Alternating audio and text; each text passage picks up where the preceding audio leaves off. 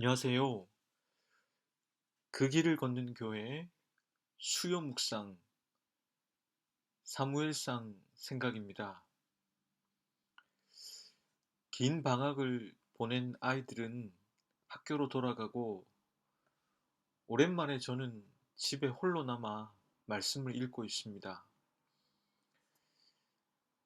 저희 자녀들뿐만 아니라 저희 공동체의 자녀들의 얼굴을 떠올려 보면서 이 아이들이 어떤 새학기를 보내고 있을지 생각해 보게 됩니다. 3월이 되면 과도하게 긴장했던 제 학창 시절을 떠올려 보면서 이 아이들은 좀 더 기쁘게, 좀 더 여유 있게, 좀 더 행복하게 3월을 보낼 수 있었으면 좋겠다. 그런 바람을 가져봅니다.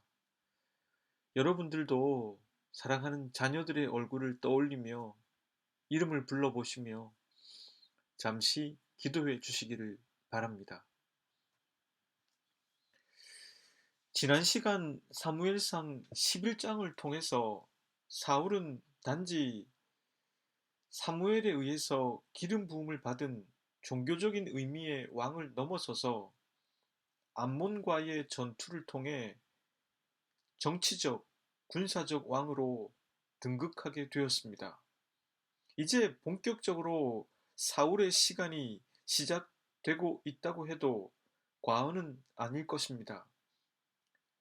사무엘상 12장은 그런 맥락에서 사무엘의 시간이 서서히 끝이 나고 있음을 알 수 있습니다. 12장에서는 사울이 빠져 있습니다. 그리고 사무엘은 은퇴식에 연설을 하고 있습니다. 그러하기 때문에 사무엘의 진수를 발견할 수 있습니다.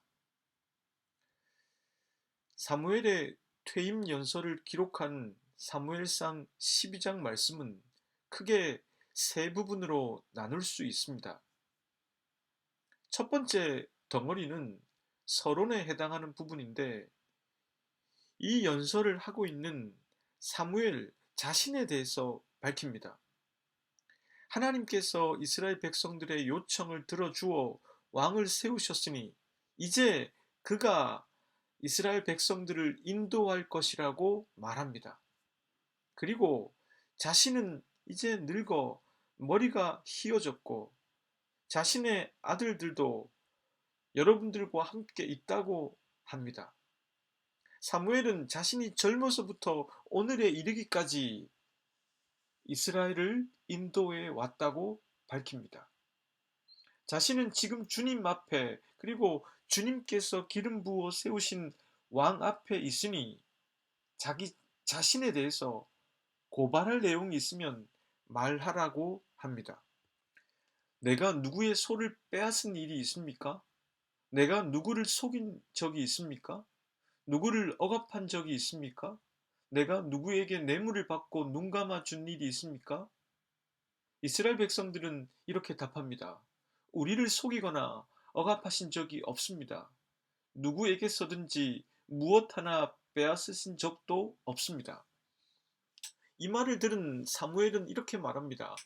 당신들이 나에게서 아무런 잘못도 찾지 못한 것에 대하여 오늘 주님께서 증인이 되셨고 주님께서 기름 부어 세우신 왕도 증인이 되셨습니다. 둘째 덩어리에는 이스라엘 역사를 다시 소환하고 있습니다. 사무엘은 이스라엘 역사를 다시 소환합니다. 하나님은 모세와 아론을 세우셔서 여러분들을 이집트 땅에서 구원해 내신 분이라고 말합니다.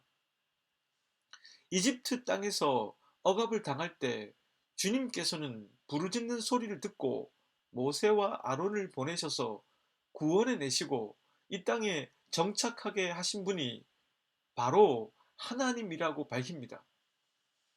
그런데 여러분들은 그 하나님을 까맣게 잊어버리고 말았습니다. 그래서 주님께서 우리 조상들을 블레셋 사람과 모압 왕 그리고 하솔 왕 야빈의 군사령관 시스라에게 넘겨버리셨습니다.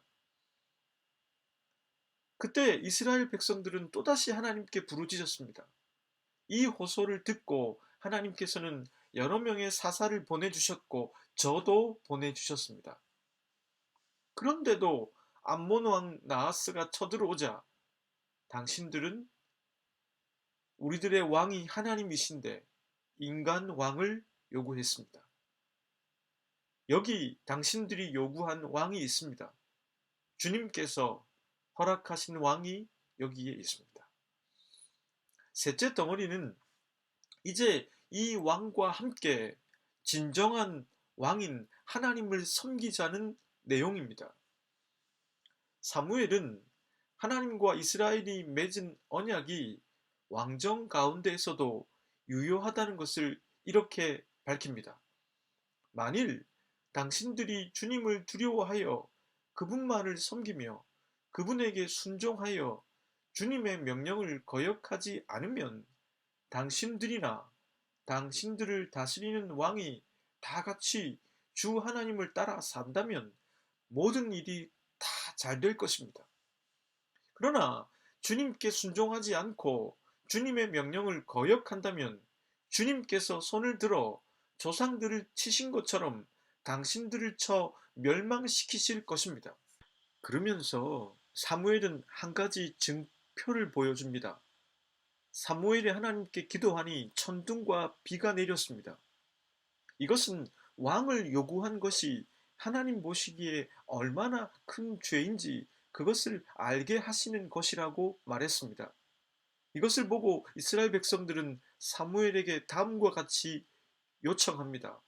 종들을 생각하시고 주 하나님께 기도하셔서 우리가 죽지 않게 해주십시오. 우리가 우리의 모든 죄에 왕을 구하는 악을 더하였습니다. 이 요구에 사무엘은 이렇게 답합니다. 두려워하지 마십시오. 당신들이 이 모든 악행을 저지른 것은 사실이지만 이제부터는 주님을 따르는 길에서 벗어나지 말고 마음을 다 바쳐 주님을 섬기십시오. 유익하게도 못하며 구원하지도 못하는 쓸데없는 우상에게 반하여 그것을 따르는 일들이 없도록 하십시오. 주님께서는 자신의 귀한 명예를 지키기 위해서라도 자신의 백성들을 버리지 않으실 것입니다. 나는 당신들을 위해 기도하는 일을 그치는 죄를 범하지 않겠습니다. 사무엘의 퇴임 연설은 다음과 같이 마무리됩니다. 만일 당신들이 여전히 악한 행동을 한다면 당신들도 망하고 왕도 망할 것입니다. 이 말씀을 몇 번이고 읽으면서 저는 사무엘 신학의 진액이 여기에 담겨 있는 것이 아닌가 하는 생각을 해보았습니다. 이렇게 아름답게 퇴임을 할 수 있는 삶을 나도 살아가야 하겠다. 이런 다짐이 자연스럽게 흘러나오게 되었습니다. 사무엘의 퇴임 연설을 통해서 저는 다음 두 가지를 여러분들과 생각해 보고 싶었습니다. 첫째는 이 퇴임 연설을 하는 사무엘은 먼저 자신에 대해서 밝히고 있다는 것입니다. 이 연설의 구성을 살펴보면 먼저 자신이 누구인지를 밝히고 이스라엘의 역사를 간추려 소개한 다음에 하나님과 맺은 언약을 왕정 가운데도 잘 지켜야 한다는 것을 밝힙니다. 즉, 이 퇴임 연설의 주제는 하나님과 이스라엘이 맺은 그 언약이 왕정 시대에도 여전히 유효하다는 것이며 그러하기에 그 왕과 이스라엘 백성들은 하나님을 경외해야 한다는 것입니다. 이 말을 하기에 앞서 사무엘은 먼저 자기 자신에 대해서 밝힙니다. 사무엘은 마지막 사사였습니다. 이제 사사 시대는 끝이 나고 있습니다. 이제 역사의 매듭이 지어지고 새로운 군주국이 시작되고 있습니다. 그런 가운데 사무엘은 그 군주국에 대해서 우려를 갖고 있습니다. 왜냐하면 그것은 하나님께서 하나님의 방식으로 이스라엘을 통치하는 것이 아니라 인간들이 요구한 인위적인 것이기 때문입니다. 인간이 인간을 왕으로 삼아서 살아가는 것은 반드시 하나님을 왕으로 대우하는 문제에 위협이 될 가능성이 매우 높기 때문입니다.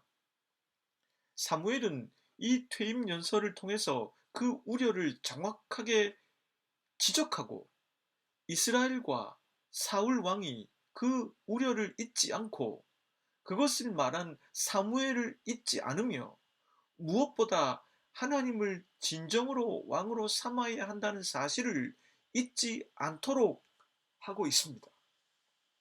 그래서 그는 자신이 누구인지를 먼저 밝히고 있는 것입니다. 자신이 젊어서부터 머리가 휘어지기까지 사사로 섬겼다고 밝히는 것은 자랑을 일삼는 것이 아닙니다.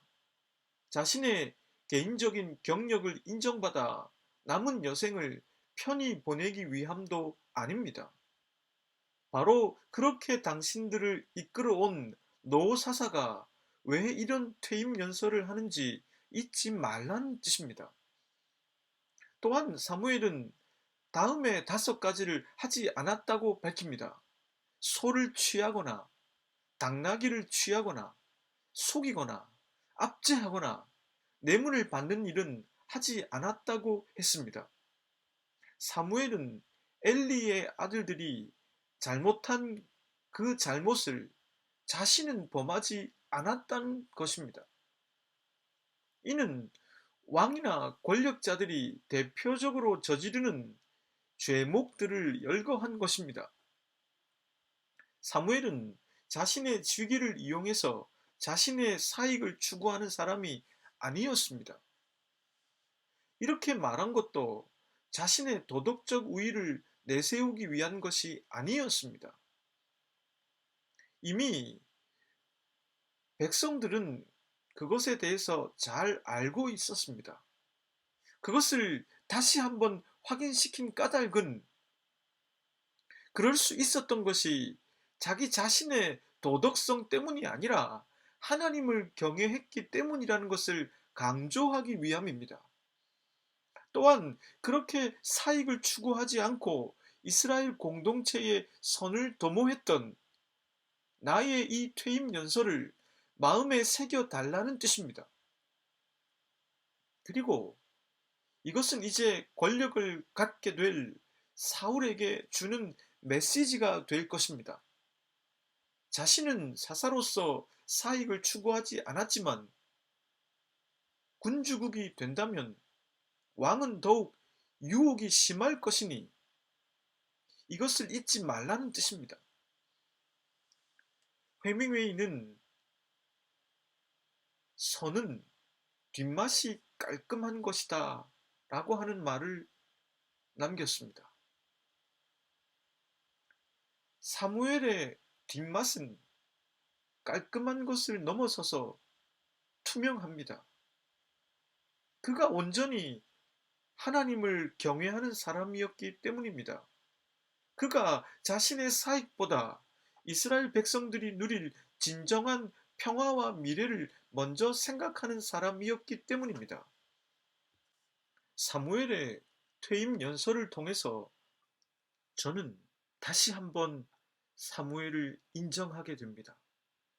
하나님을 진심으로 경외하는 사람이 얼마나 좋아질 수 있는지 그것을 잘 보여주고 있습니다. 입언이라는 단어가 있습니다. 이 입언이라는 단어는 그 사람의 말이 세워진다는 뜻으로 그 사람의 말이 그냥 소리로 끝나는 게 아니라 가마력 있는 말로 전달된다는 의미로 사용됩니다. 이런 사무엘이었기 때문에 그의 말이 입언 될 수 있었습니다. 둘째 생각은 군주국과 이스라엘이 하나님과 맺은 언약과의 관계입니다. 이스라엘이라는 나라가 설립될 수 있었던 근본은 바로 하나님과 이스라엘 사이에 맺은 언약입니다. 이것은 시내산에서 맺은 언약이기에 시내산 언약, 혹은 그냥 시내산이라는 명칭만으로도 그 언약을 의미하는 것이 됩니다. 또한 이 언약은 모세로 대표되기 때문에 모세라는 그 이름만으로도 이 언약을 의미하는 것이 됩니다. 이 언약은 시대가 출애굽에서 가나안 정복 전쟁의 시대로, 그리고 정복 후 사사 시대로 바뀌어도 변함없이 유효하다는 것이 입증되었습니다. 하나님과의 언약을 지켜 신실하게 하나님을 경외할 때는 어떤 시대에 상관없이 진정한 평화가 있었습니다. 그러나 이스라엘 백성들이 그 언약을 배반해 우상을 섬기면 여지없이 어떤 시대든 그 평화는 깨어지고 말았습니다. 사무엘상 12장의 주제는 이 언약이 과연 왕정 시대에도 여전히 유효한 것인가 하는 문제입니다. 출애굽, 가나안 정복 전쟁, 그리고 사사 시대와는 달리 왕이라고 하는 것은 차이점을 갖고 있기 때문입니다. 그 차이점은 무엇이냐? 그동안의 시대는 하나님께서 이스라엘을 인도하는 방법으로 선택하신 것이었습니다. 그러나 이 왕정이라고 하는 것은 주변의 암몬이나 블레셋 같은 이웃 나라들의 것을 보며 이스라엘이 요구한 인위적인 것이기 때문입니다. 이 점에 대해서 부르그만은 이렇게 적습니다. 군주국의 문제는 이스라엘이 지나치게 주도권을 잡음으로써 하나님께서 하나님의 방식으로 활동하시는 것을 가만히 서서 보기만 하는 것으로 만족하지 못하는 데 있다.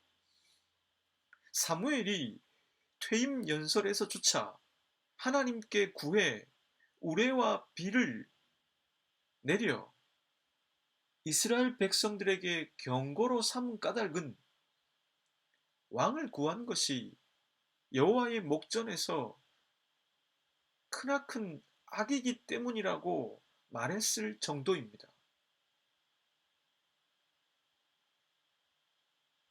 그 죄악은 부르그만이 적절한 언어로 표현해 준 대로 하나님께서 하나님의 방식으로 이스라엘을 이끄시는 것에 인간이 인위적으로 개입을 시도하는 것입니다. 인간 왕이라고 하는 것은 거듭 말씀드렸지만 우상이 될 가능성이 높습니다. 또한 인간 왕이 겸손을 상실해버리면 권력을 휘두를 가능성이 높습니다. 제가 요즘 재미있게 읽고 있는 조정래 작가의 천년의 진문이라는 소설을 보면 권력에 대해 잘 묘사해 주는 구절이 있습니다. 소설에 등장하는 윤현기라는 사람은 재선 의원인데 그가 국회의원들에 대해 하는 말입니다. 첫째, 국회의원치고 자기가 누리고 있는 권한이 국민으로부터 위임받은 것이라는 인식을 가진 사람이 단 한 명도 없다는 사실이다. 누구나 자기 권력이라고 착각하고 있다. 그리고 자기는 특별한 사람, 잘난 사람이라고 하는 생각이 돌덩이처럼 신념화되어 있다. 둘째, 정도의 차이만 있을 뿐 그 누구도 권력 중독증에 걸려 있다. 왜냐하면 국회의원의 권력은 무한대라고 할 만큼 관련 분야가 많기 때문이다. 모든 권력은 국민으로부터 옵니다. 그런데 문제는 선거가 끝이 나고 나면 어느새 그 권력을 누가 주었는지 망각해 버립니다. 그리고 자신이 남들과 다른 특별한 존재라고 생각하기 시작합니다. 자기 잘난 맛에 살게 되는 것입니다. 겸손이 교만으로 악화되는 것입니다. 이렇게 되면 이제 그 권력을 더 차지하기 위해서 어떻게든 그 권력을 잃지 않기 위해서 애를 쓰게 됩니다. 분야를 바꿔가며 권력을 차지하려 들고 사람을 바꿔가며 지배하려 들게 됩니다. 이게 권력의 속성입니다. 이게 권력의 유혹입니다. 그래서 사무엘은 퇴임 연설을 통해서 진심 어린 메시지를 전하고 있는 것입니다. 본문 21절 말씀입니다. 돌아서서 유익하게도 못하며 구원하지도 못하는 헛된 것을 따르지 말라. 그들은 헛되니라. 이 구절을 공동번역은 이렇게 옮겼습니다. 허수아비들을 따르지 말아라. 그것들은 너희를 도울 수도 건져줄 수도 없는 헛된 것들이다. 여기서 허수아비들은 우상들을 의미합니다. 사울조차 허수아비일 뿐이라는 것입니다. 그것이 이스라엘 백성들을 유익하게도 못하며 구원하지도 못한다는 것입니다. 오히려 그 사울이 스스로 권력에 취해 그 권력을 위임하신 것을 망각하고 자기 잘난 맛에 살아가기 시작한다면 이스라엘은 오히려 그 사울을 섬기게 될 것이고 사울은 자신의 권력을 이용해서 더 많은 권력을 차지하기 위해 착취하려 들 것이며 그 가운데 나라가 망하게 될 것이라는 뜻입니다. 요즘은 아침마다 요한복음을 한 장씩 묵상하고 있는데 예수님께서 얼마나 겸손하셨는지 그것에 대해서 이렇게 적고 있습니다. 요한복음 7장 18절 말씀을 세 번역으로 읽겠습니다. 자기 마음대로 말하는 사람은 자기의 영광을 구하지만 자기를 보내신 분의 영광을 구하는 사람은 진실하며 그 사람 속에는 불의가 없다. 예수님이라고 그런 유혹이 없었을까요? 자신에게 열광하며 팬덤 현상을 보이는 사람들 앞에서 자기 감탄에 빠질 수 있지 않았겠습니까? 그리고 어느 순간에 자신에게 주어진 힘과 권력을 하나님께서 자신에게 주신 것이 아니라 자기로 말미암은 것이라고 생각할 수도 있지 않았을까요? 그래서 그분은 부단히 산에서 기도하셨고 하나님의 영광을 위해 살아가기로 결단하셨습니다. 그러했기에 그분 안에 불의가 자리를 잡을 수가 없었습니다.